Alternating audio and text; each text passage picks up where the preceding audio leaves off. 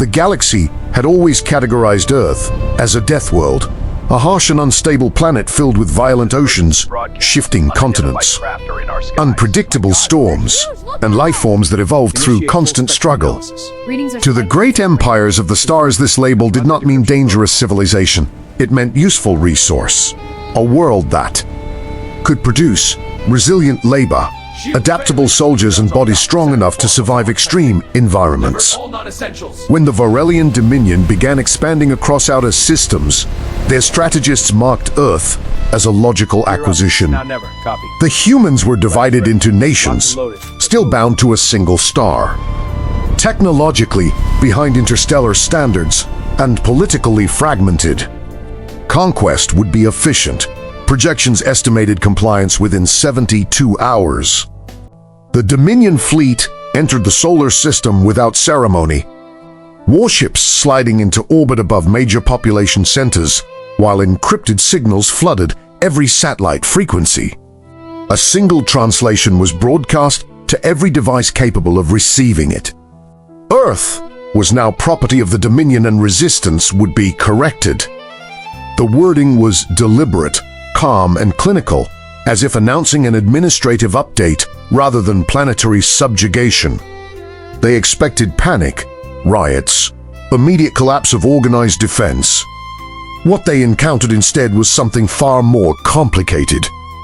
Humanity had spent thousands of years surviving extinction events long before it ever looked toward the stars. Ice ages had buried continents, plagues had thinned populations, world wars had scarred entire generations. Yet each time humans rebuilt stronger infrastructure, sharper technology, and deeper resolve. Within hours of the Dominion's arrival, rival governments opened emergency communication channels.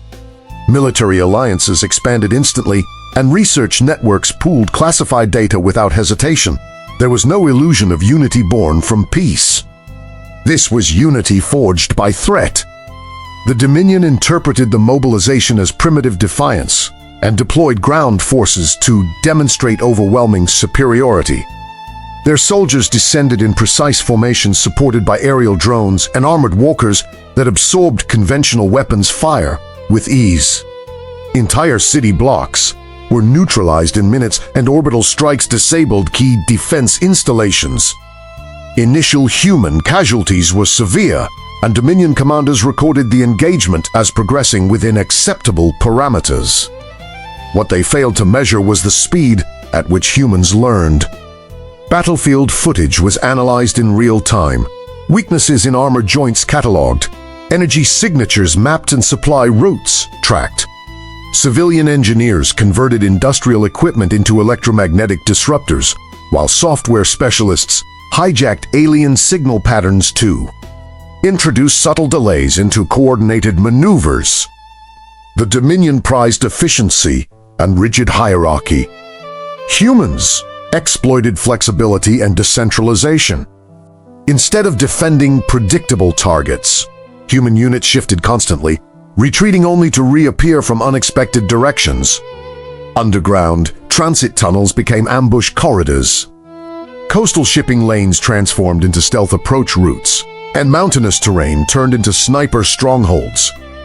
When Dominion forces installed atmospheric suppression towers, designed to disable advanced electronics, they anticipated technological paralysis. Humans responded by reverting to older methods of warfare, deploying ballistic artillery, immune to energy interference, and using analog communication systems that could not be digitally jammed. The Dominion had prepared to fight a technologically dependent species and instead found themselves facing one comfortable operating with almost nothing. The turning point came during a planetary storm system the Dominion considered strategically inconvenient but tactically insignificant. A coalition of special operations teams used the hurricane's interference to mask their advance toward the largest suppression tower anchoring the orbital grid. While lightning fractured the sky and winds tore through the structure's external defenses, human forces scaled its framework manually, planting charges at structural stress points, identified through rapid analysis of captured schematics. When the tower collapsed, it triggered cascading failures across the suppression network, destabilizing Dominion formations in orbit just long enough for coordinated counterstrikes to launch from hidden silos and submerged platforms across the globe.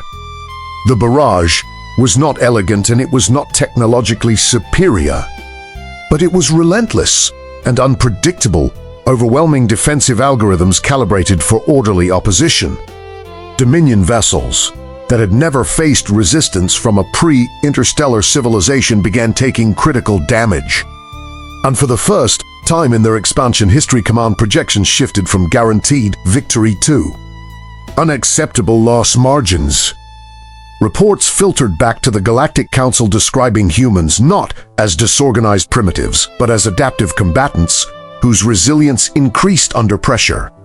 The Dominion's leadership reassessed the campaign and transmitted a revised message offering negotiated withdrawal terms in exchange for cessation of hostilities. Earth's response was concise and unified. The Dominion would leave and would not return. Faced with escalating costs and diminishing strategic value, the Empire retreated from human space, marking the first recorded instance of their forces withdrawing from a world they had already claimed. In the aftermath, the Galactic Council amended Earth's classification from Deathworld to Fortress World, acknowledging that its true defensive advantage was not environmental hostility, but the collective psychology of its inhabitants. Humans did not fight because victory was certain. They fought because survival was familiar and surrender was unacceptable.